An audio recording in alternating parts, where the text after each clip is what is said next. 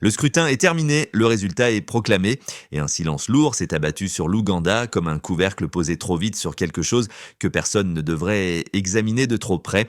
Ce silence n'est pas neutre. Il est organisé. Il signale que tout s'est déroulé exactement comme prévu. Personne ici ne parle de vainqueur ou de perdant, ce n'est pas le sujet. Ce qui se donne à voir, c'est un schéma. Un système, une mécanique du pouvoir qui fonctionne non pas malgré les élections, mais à travers elles. Quand Ibrahim Traoré observe l'Ouganda, il ne commente ni chiffres ni bureau de vote.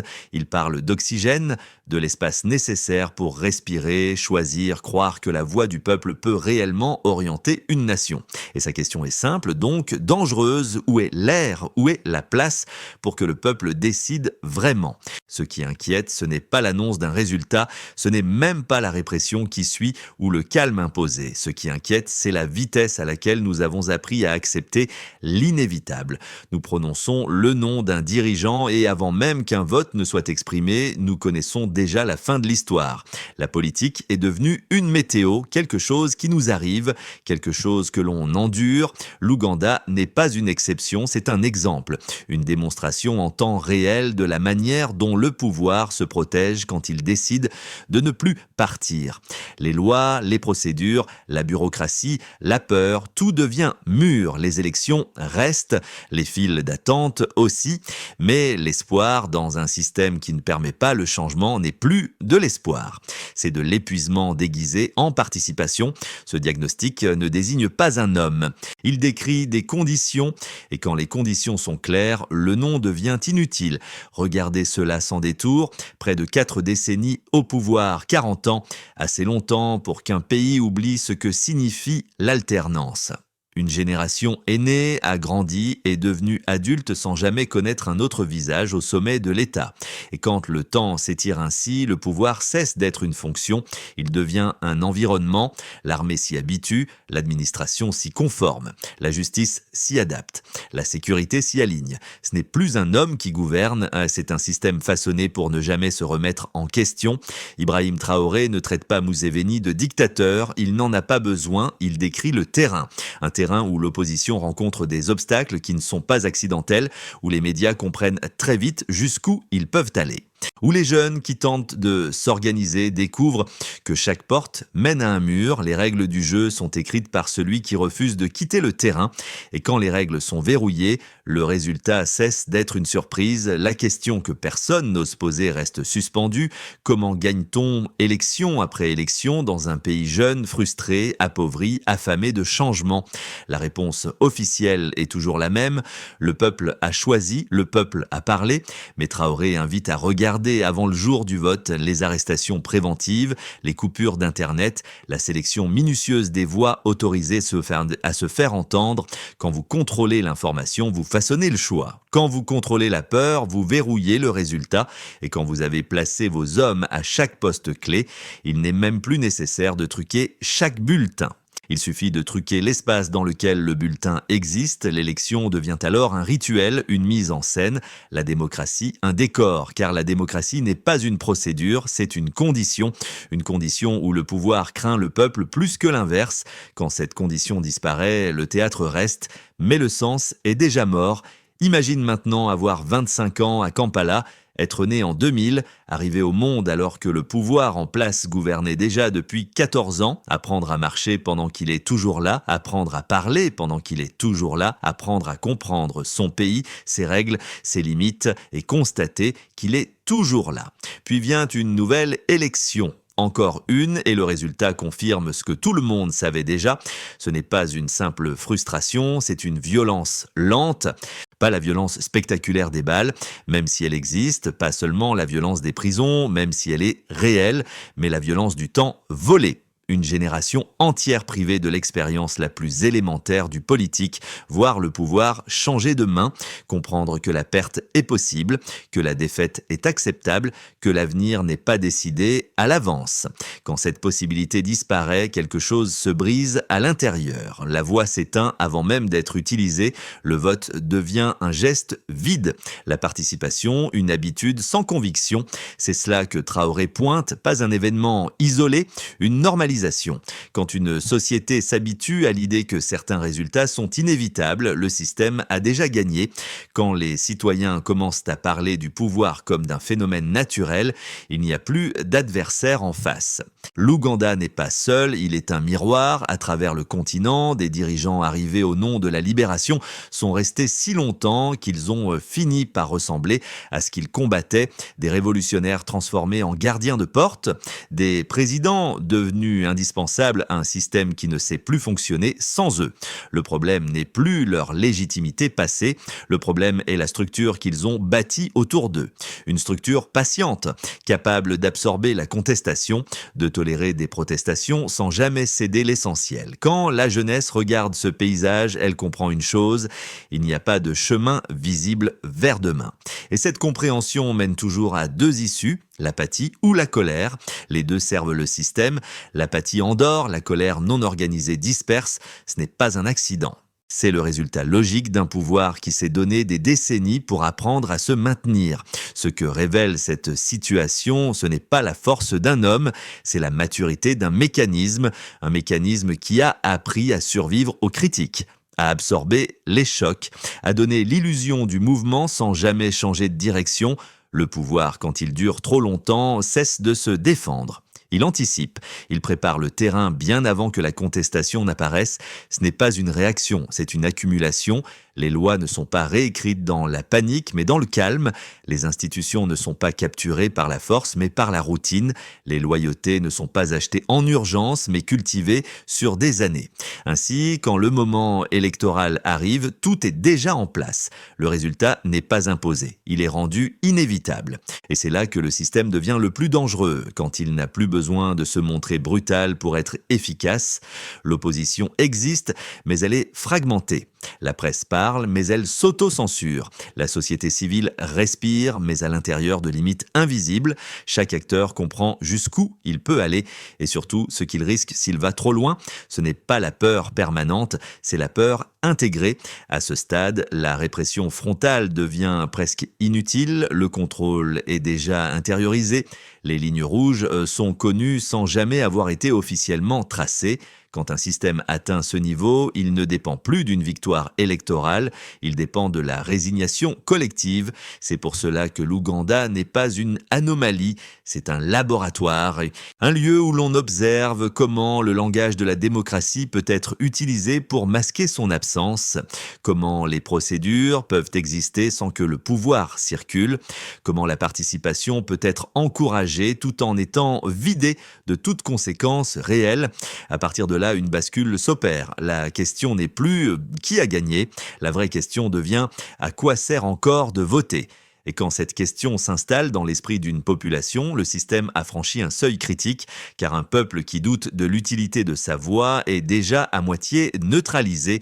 Ce n'est pas une défaite ponctuelle, c'est une transformation profonde du rapport aux politiques. Une fois acceptée, elle redéfinit ce qui est normal. Et ce qui est normal finit toujours par se reproduire. À ce stade, il faut élargir le cadre, parce que ce qui se joue en Ouganda ne s'arrête pas à ses frontières. Ce type de victoire n'envoie pas seulement un message à l'intérieur du pays, il parle au continent entier. Il affirme une chose essentielle, la longévité au pouvoir n'est pas un dysfonctionnement, c'est l'architecture même du système. Quand un dirigeant s'installe pour des décennies, les constitutions deviennent flexibles, les lois se plient, les institutions apprennent à servir une continuité plutôt qu'un peuple, et chaque fois que cela se produit sans conséquences majeures, un précédent est renforcé. Ce qui était autrefois choquant devient acceptable, ce qui était inacceptable devient normal. Ibrahim Traoré parle depuis le Burkina Faso, un pays qui a dit non, un pays où une partie de la jeunesse a refusé de continuer à jouer un jeu dont l'issue était écrite d'avance. Mais même là, rien n'est garanti, il le sait. Il sait que rompre avec ce cycle ne signifie pas l'avoir détruit. Les forces qui maintiennent l'ordre ancien sont patientes, elles savent attendre, elles savent frapper quand la tension baisse, quand l'unité se fissure, quand l'épuisement s'installe. C'est pour cela que son regard sur l'Ouganda l'Ouganda est stratégique, pas émotionnel. Il ne s'agit pas de condamner, il s'agit d'alerter, car chaque élection verrouillée apprend quelque chose aux autres régimes. Chaque silence international confirme que la stabilité compte plus que la liberté. Chaque communiqué diplomatique sans suite réelle renforce l'idée que tout cela est tolérable. Et pendant ce temps, une jeunesse observe. Elle regarde l'Ouganda, elle regarde le Soudan, elle regarde chaque endroit où l'on demande au peuple d'accepter l'inacceptable. Elle apprend que le langage démocratique peut être utilisé contre elle. Que des élections peuvent exister sans choix réel, que la légalité peut servir à bloquer l'avenir. Cette prise de conscience est un tournant parce qu'elle peut produire deux dynamiques opposées. Soit elle s'enfonce dans le cynisme, le retrait, la survie individuelle, soit elle cherche autre chose, d'autres formes d'organisation, d'autres sources de pouvoir. Traoré insiste sur un point essentiel. Le courage individuel ne suffit pas face à une structure construite sur 40 ans. L'héroïsme isolé est facilement écrasé. L'indignation spontanée est rapidement dissipée. Ce qui menace réellement ces systèmes, ce n'est pas la colère, c'est la discipline, la mémoire, la capacité à transformer chaque défaite en information. Les régimes qui durent longtemps tombent rarement sous le choc d'un événement. Ils tombent quand les peuples cessent de coopérer avec leur propre exclusion. Ce processus est lent, inconfortable, peu spectaculaire, mais c'est le seul qui change réellement le rapport de force. La question n'est donc plus ce qui s'est passé en Ouganda, la question est ce que cette leçon produira ailleurs. Il faut maintenant regarder les conséquences directes, pas les discours, pas les promesses, les effets réels. Après l'annonce des résultats, le monde réagit toujours de la même manière. Des déclarations, des préoccupations exprimées, des appels au dialogue, puis l'attention se déplace parce que l'objectif n'a jamais été la justice démocratique. L'objectif a toujours été la stabilité, une stabilité qui protège les intérêts, les alliances, les équilibres régionaux. Et ce message est parfaitement compris par les systèmes en place. Ils savent jusqu'où ils peuvent aller sans franchir de ligne rouge. Ils savent que tant que le chaos est évité, tout le reste est négociable. À l'intérieur du pays, un autre processus s'enclenche. L'opposition se fragmente ou se replie. La population retourne à la survie quotidienne. Le pouvoir continue, pas par triomphe, par inertie, mais pendant que la surface se calme, quelque chose travaille en profondeur, une génération accumule des observations, des comparaisons, des colères retenues. Elle apprend que l'apathie est une arme contre elle, que la colère sans stratégie l'est tout autant, et cette compréhension modifie la nature du conflit. Il ne s'agit plus de gagner la prochaine élection, il s'agit de changer les conditions même dans lesquelles les élections existent. C'est là que la parole de Traoré devient plus large que l'Ouganda. Elle pointe une vérité inconfortable. Aucun système profondément enraciné ne tombe sous la pression extérieure. Il tombe quand la coopération interne cesse, quand les institutions cessent d'obéir mécaniquement, quand la légitimité se vide de sa substance. Cela ne se décrète pas, cela se construit par l'organisation, par l'éducation politique, par la création de récits alternatifs qui brisent l'idée d'inévitabilité, car tant que le pouvoir paraît éternel, il l'est presque, mais dès l'instant où il est perçu comme contingent, il commence à vaciller. Le danger pour ces systèmes n'est pas la protestation visible, c'est la perte lente de croyance. Une société qui ne croit plus vraiment, mais continue à jouer le jeu, est déjà sur une ligne de rupture. Ce moment n'est pas spectaculaire. Il est silencieux, mais il est irréversible. Et c'est précisément ce silence-là qu'il faut apprendre à écouter. À ce point précis, le récit bascule parce que la question n'est plus le pouvoir. La question devient le peuple, pas en tant que masse émotionnelle, mais en tant que force stratégique potentielle. Les systèmes qui durent longtemps finissent par croire à leur propre permanence. Ils confondent endurance et légitimité. Ils prennent le silence pour un consentement, c'est une erreur récurrente. Car le silence n'est pas vide. Il accumule, il stocke des frustrations, des comparaisons, des souvenirs. Chaque élection verrouillée ajoute une couche. Chaque promesse non tenue renforce une certitude, le jeu est truqué. Quand cette certitude devient partagée, quelque chose change dans la manière dont une société se perçoit. Les individus cessent de se voir comme isolés. Ils commencent à se reconnaître comme prisonniers d'une même structure. C'est là que le danger apparaît pour le système, pas dans la rue, mais dans l'esprit. Ibrahim Traoré ne parle pas de soulèvement romantique, il parle de préparation, de patience, de lucidité. Il comprend que les régimes enracinés tombent rarement sous la pression immédiate, ils tombent quand ils perdent leur capacité à organiser l'obéissance, quand suivre les règles cesse d'avoir un sens moral, quand coopérer devient plus coûteux que résister, mais ce moment n'arrive pas par hasard. Il est construit par des réseaux, par des narratifs alternatifs, par une mémoire collective qui refuse d'être effacée à chaque cycle électoral. C'est ici que beaucoup échouent. Ils attendent un événement, un choc, un sauveur. Or, les systèmes les plus solides savent absorber les chocs, ils savent neutraliser les figures, ils savent transformer l'exception en avertissement. Ce qu'ils craignent réellement, c'est la continuité adverse, une opposition qui ne disparaît pas après une défaite, une jeunesse qui ne se disperse pas après une répression. L'Ouganda enseigne cette leçon sans la formuler. Le pouvoir ne gagne pas parce qu'il est aimé, il gagne parce qu'il a réussi à faire croire qu'il n'y a pas d'alternative viable. Briser cette croyance est le vrai front. Et ce front ne se voit pas à la télévision, il se construit lentement et quand il devient visible, il est souvent déjà trop tard pour l'arrêter.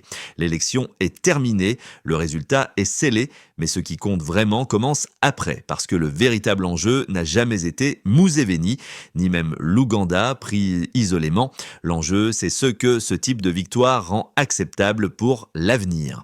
Quand un système prouve qu'il peut se maintenir indéfiniment, il enseigne aux autres que la durée est une stratégie, que la loi est malléable, que la démocratie peut être imitée sans jamais être pratiquée.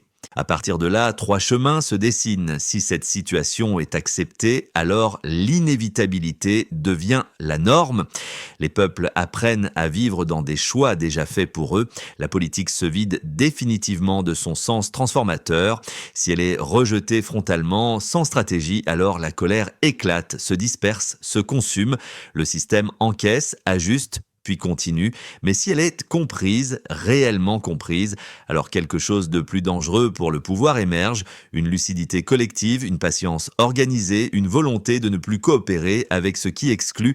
C'est là que la parole de Traoré prend tout son poids, pas comme une promesse, pas comme un modèle à copier, mais comme un avertissement. Les libérateurs peuvent devenir des geôliers, les héros peuvent se transformer en obstacles. Et la loyauté envers un homme n'est jamais équivalente à la loyauté envers un peuple. Il n'y a pas de sauveur dans cette histoire. Il n'y a que des choix. Accepter le cycle, le subir en silence, ou le regarder en face et décider qu'il ne mérite plus notre obéissance. La connaissance a maintenant été exposée, le système est visible. La question n'est plus ce qu'il fait, la question est ce que vous ferez, vous, avec cette clarté.